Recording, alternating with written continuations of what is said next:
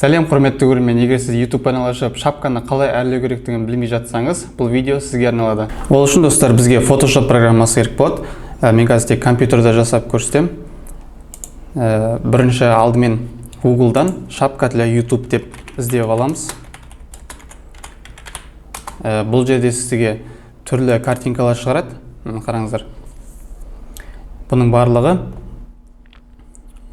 дәл сол YouTube каналдың шапкасына қойған кезде сол размер, яғни ұзындығы мен ені барлығы сәйкес келеді. Бұл жерде уже дайын тұрған шаблондар да бар. Бұл жерде картинкада көбінесе суреттер шығады. Егер шаблон керек болса, шаблон дегеніміз дәл сол формат, дәл сол сурет, бірақ ішіне кіріп текстін бәрін өзгерте аласыз. Ол PSD деген форматта болады. PSD дегеніміз ол Photoshop оқитын формат. Мысалы, видео MP4 болса, Photoshop'тығы PSD. Немесе мына Canva деген сайтта да жасауға болады.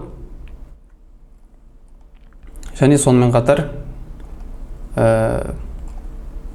Crello'да біраз нәрсе бар, бірақ көбісі Canva қараған кезде платно болып табылады, Crello деген. Мен сіздерге қазір Photoshop арқылы көрсететін боламын. Қазір Photoshop деп іздеп қойын, шапка для YouTube Photoshop деп.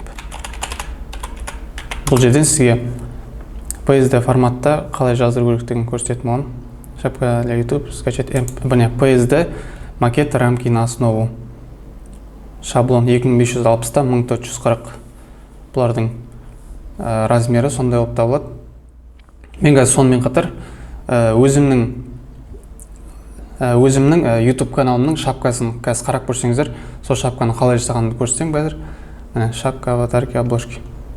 Мен қателеспесем осы сайттан алған сияқтымын. Мына жерде заказ беріп жасатсаңыз болады ақшасына, бірақ егер сізде компьютер, сосын Photoshop болатын болса, сіз өзіңізде жасай аласыз оның барлығын.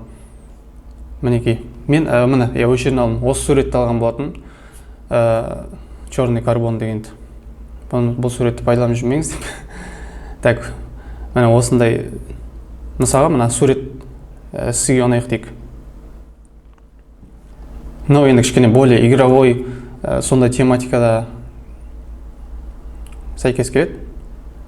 Так, мынау қазір PSD формат екен. Формат фона JPEG екен, мына просто сурет екен. Мына жерде жазып тұрады бәрі. Мына сурет екен тек. Қарап көрейік. Мынау да сурет. Мысалға, достар, бұл жерде қазір сіздердің уақыттарыңызды алып, мына жақтан қайттан жаздырып, қайттан ашып жүрмей қойын. Мен дайын өзімнің жағдайында көрсетейін. Мен мына жақта сурет күйінде алған екем. Жоқ, міне PSD файл. Формат PSD файл. Black Red. Осылай скачать етіп алдым. Одан кейін мен өз шапкамда жасаған болатын. Мен қазір соны көрсетейін сіздерге. Негізі түсініңіздер ғой, осы сайттан алсаңыз болады, shapka.youtube.ru осыған кіріп, осы исходникті алып аласыз, PSD. Бұл дайын күйде сізге файл, тек Photoshopқа кіресіз, тек корректировка жасайсыз. Мына жерде name деп жазып тұрса, сол name деген өшіріп тастап, дәл сол шрифтпен сіз өзіңіздің атыңызды жазатын боласыз. Және сонымен қатар Canva'да да жасауға болады. Міне, мен осы суретті, бұл сурет емес, жаңа PSD файлды алып келіп алдым. Сосын ең алдымен мен өзімнің суретімді кесіп алып, сонымен қатар достарына кесіп алған суретімді қазір мына жерде ссылка болып қойым, осы жерде шығатын шығар қазір ссылка. Қалай Photoshop'та өзіңіздің суретіңізді кесуге болады. Арт жағын алып тастап. Соның барлығы мен YouTube каналымда тұр еді, отдельный сабақ бар. Қазір үшіге шығарам. Так, мына жақта Photoshop'та әртүрлі слой-слой болып тұрады. Қазақша видеография, бұл менің текстім. Текст жазу үшін мен мына жақта текстті басып, осылай текст жаза бересіз. Дәл осылай. Мынаны өшіріп тастап. Мысалға, фудблогер деген сияқты. Сіздің тематикаңыз қандай? Мысал, қате жазып отыр. Мысалы, қазақша видеография. Мен қайттан жазсайын, мен қазір басқа нәрсені ойлап таппай. Қазақша видеография, сосын әрі қарай Ctrl-T-ны басып отырып, мынаны кішірейтіп, өзіңіз қалаған жерге міне қойып отыра бересіз. Ctrl-ды басып отырып та. Мен қазір суретімді өзгертпей қойын. Мына жерде қалай істеген бәрін айтайын. Мына жақта арнайы өзіңіздің тематикаңызға байланысты суреттердің барлығын жаздырып ала беріңіз. Мысалы, мен After Effects, Premiere Pro, Photoshop, DaVinci солардың барлығын логотипін жаздырып алдым. Сосын өшіге өзім қойғым келді осылай. Сізде мысалға өзіңіздің фантазияңызға байланысты жұмыс жасайсыз. Photoshop дегеніміз бұл творческий программада өзіңіз білесіз, сізге қатып қалған ереже жоқ мына жерде. Қалай істеу керектігін. Неғұрлым әдемі болса, сіздің профессионалдығыңыз күшті болады, көрініп тұрады. Мысалы, суретімді кесіп алдым, сосын бетіне қойдым. Одан кейін қазақша видеография жазуы. Одан кейін мен өзімнің салама байланысты элементтерді қойдым, яғни камера және мынандай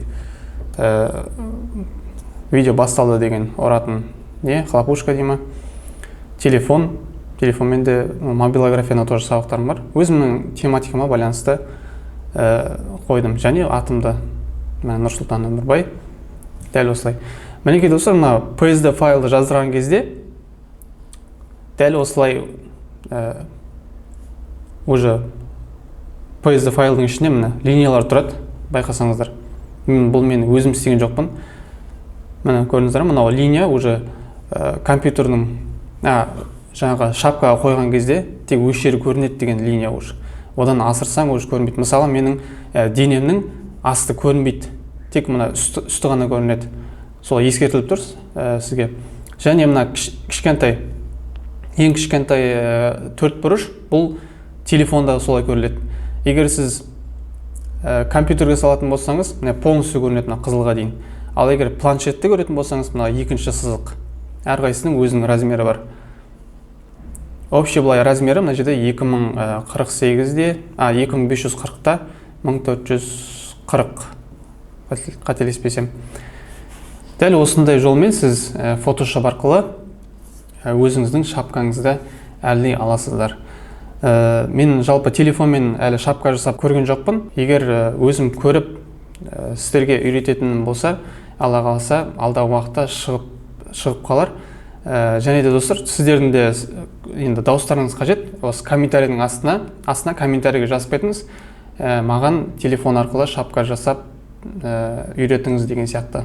Тек егер сұраныс болса ғана мен түсірем да, менен көпсіз осы шапканы қалай жасадым деп сұрай берген соң, осы сабақ туындаған болатын. Достар, каналыма подписаться етуді ұмытпаңыздар, және осы видеоға лайк басуды ұмытпаңыздар. Сіздер үшін тырысып жатырмыз. Келесі видеода көріскенше.